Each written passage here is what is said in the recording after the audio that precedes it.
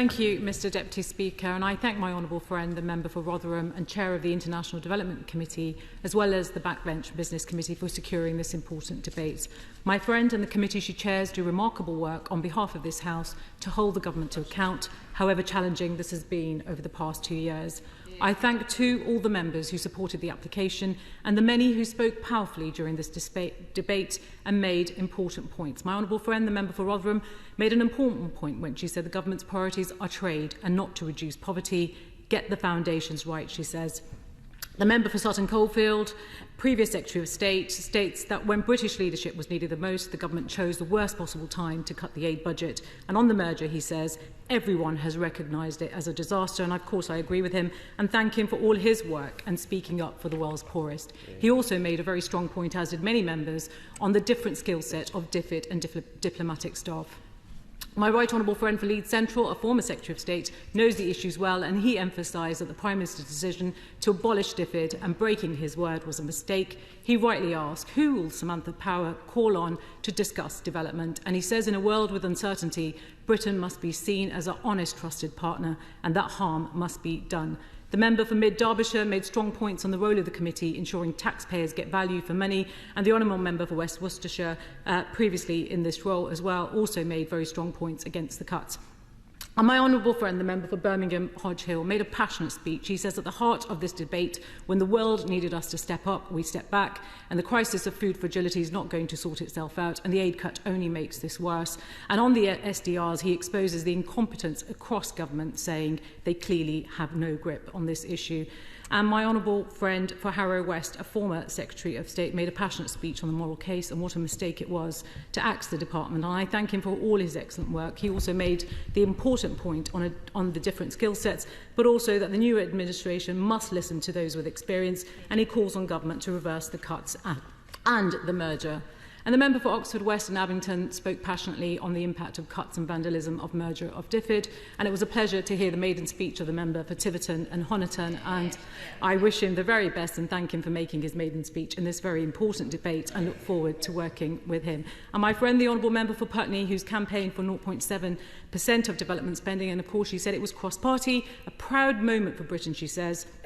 She has expertise in this area and is a champion for development because she knows firsthand that it works. And my honourable friend for Strangford, who always comes and speaks in these important debates, made a passionate speech on the importance of freedom of religion or belief, saying it is a human right.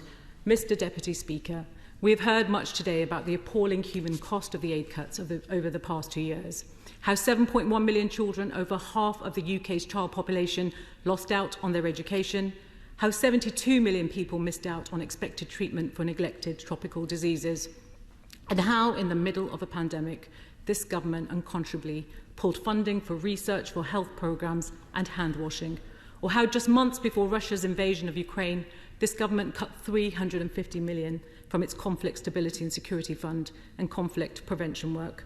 But, Mr Deputy Speaker, Labour has been calling for this international development strategy to be published over the last year, because we know it was an important chance to set out how Britain will rise to the global challenges of the next decades.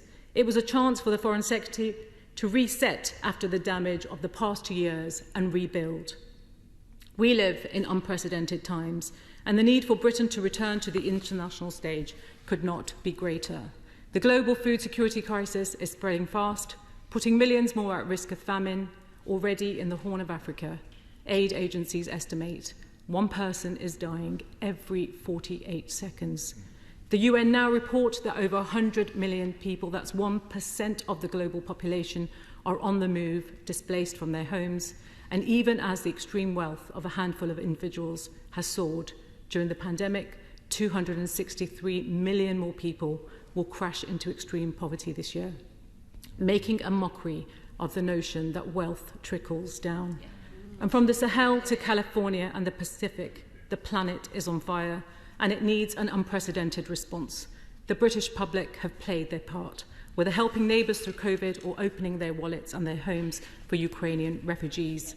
Civil servants at FCDO have played their part, working all hours to keep life-saving programmes afloat, even if their reward is plans to reduce their number by up to 40%. But we needed this government to also play its part and come forward with a serious plan. That is why, prior to the strategy's publication, I set out 5 basic tests that would allow the opposition to support the government. First, after the shutdown of DFID, is the strategy serious about restoring Britain's development expertise? Second, would it provide the resources needed and return the UK to 0.7%?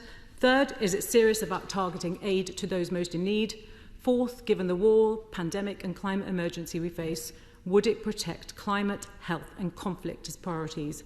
Finally, would it make the case, that long-term positive case for development, because we know it works? Mr. Deputy Speaker, these are simple and reasonable tests. They're not complicated or designed to trip the government up. They are, I hope, tests that many on the benches opposite and all sides of the House would want to see met. But, Mr. Deputy Speaker, the sad truth is that this strategy does not meet a single one of these most basic tests. Let us be generous and look first at the government's plan on its own terms.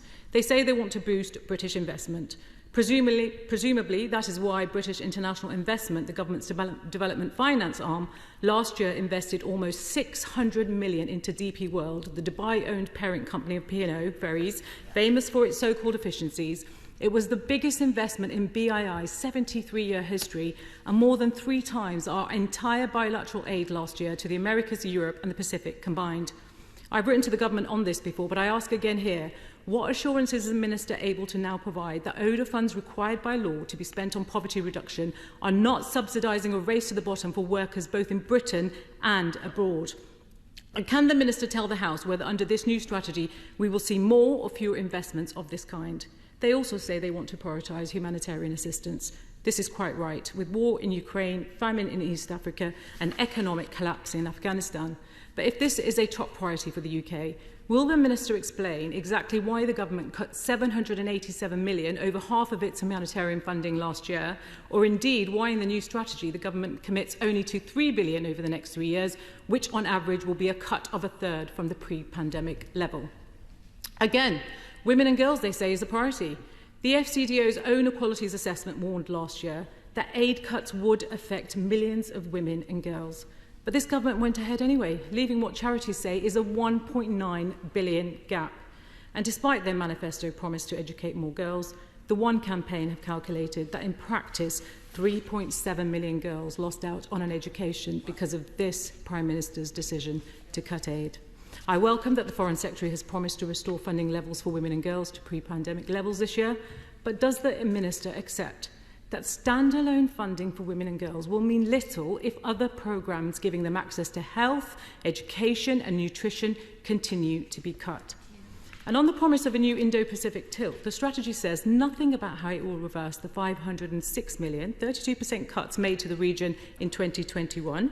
And the new strategy declares the UK will sustain its commitment to Africa, but it says nothing about how it will reverse the 864 million, that's 39% cuts, made to the region in 2021. This strategy promises multilaterals will remain essential partners. Global crises demand global solutions. So in an increasingly multipolar world, what could be more important? Yet in practice, bilateral spending will account for 75% of the pot by 2025. That means hundreds of millions more pounds cut in the coming months from the already stretched budgets of the UN and other multilateral agencies. It will mean programmes ended and life-changing services for the world's poorest terminated. Mr. Deputy Speaker, there is a common thread. The strategy has many warm words. It promises much, but until this government restores the UK's 0.7% commitment, it simply will not be able to deliver on these priorities. Even on its own terms, this strategy cannot succeed. Without money behind it, this strategy is barely worth the paper it is written on. Labour understand the importance of honouring the 0.7% pledge, and in government we would return to it. The government say they will return to 0.7% as soon as the fiscal situation allows and as soon as its tests have been met. Let us remember that it was on a temporary basis that a year ago, members of this House voted by a narrow majority of just 35 to approve the cuts. But since the March 22 spring statement, the tests are now expected to be met in 23-24 rather than in 24-25. So can the Minister therefore confirm today if the government will use its autumn budget to set the timeline to return to 0.7% instead of kicking the issue into the long grass? And if not, can I kindly suggest the Minister has a word with the new Chancellor if he's still there? I also received confirmation that the Business Secretary has returned £100 million of BEI's international climate finance for 2022-23 back to the Treasury with only months into the financial year. This is not an underspend, but it's actually a cut. In the integrated review, this government said climate was its #1 international priority, but we know the cuts undermined our standing in negotiations in a crucial year at COP26, and developing countries can block agreements, which is in no one's interests. So year after COP26, crops are failing across the earth due to extreme heat, and millions of East Africans face famine. How is anyone meant to trust a word that this government says? Mr. Deputy Speaker, when it comes to our aid budget, the spirit is as important as the letter of the law. I know many members of this House share my outrage at the use of accounting tricks to further reduce aid spending. For every spare vaccine the government has so far donated, it reportedly paid just £2.30, but it is charging £4.30 to the aid budget. That means £100 million less will in practice be spent on crises in places like Afghanistan, Yemen and Tigray. So given that the government is yet to share and cost the remaining 77 million vaccines it promised, this could mean a further £330 million being charged to the aid budget, in turn reducing ODA spending elsewhere. So can the Minister confirm today that future vaccine donations will be counted as additional to, rather than within, the 0.5% this year? Mr. Deputy Speaker, I've outlined at some length how this strategy fails on its own terms. That should be of real concern to members opposite, even where they agree with the government's priorities. But this strategy will also fail because it also fundamentally is the wrong set of priorities to guide Britain's international development policy over the coming decade. The Foreign Secretary writes in her foreword that this strategy is designed to help the UK take on what she calls malign actors. She says she wants to offer an alternative to China's Belt and Road Initiative. That is why this strategy promises so much on investment, on infrastructure, and on trade, and why it abandons many of the UK's priorities on poverty reduction and leaving no one behind. But it cannot be an either-or option. It is true that we live in an increasingly multipolar world. Powers outside the G7 hold more cards than ever before. But, Mr. Deputy Speaker, that is exactly why we need more bridge building, not less. Britain must help solve the world's problems together, not mimic China or go it alone. Internationalism, not isolationism. After resigning recently, the Foreign Secretary's Director General for Africa, Muazzam Malik, spoke out powerfully on the choice at hand.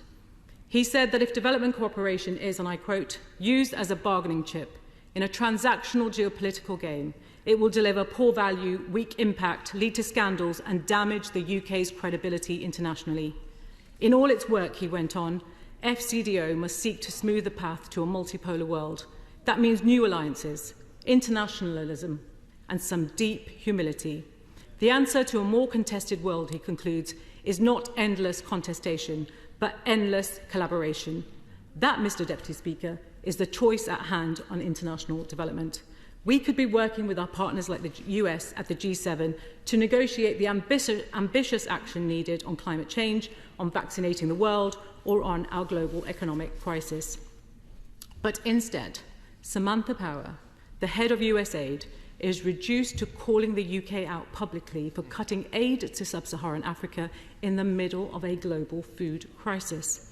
We could be leading the way like we once did, inspiring our partners to do development differently and address the challenges of the coming decade. But let's be honest, Britain has been in retreat under this government. Since shutting down our world-renowned international development partner, we don't even send ministers to many high-level meetings at the World Bank, the UN and other institutions where we have a seat at the table. And at a time when we should be shaping the global response to climate change, the pandemic and a global cost of living crisis, we are missing in action.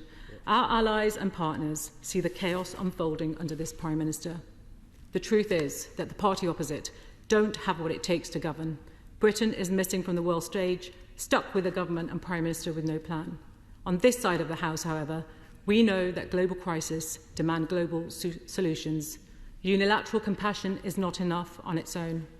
We must face outwards, broker international partnerships as equal, and resolve differences where they exist.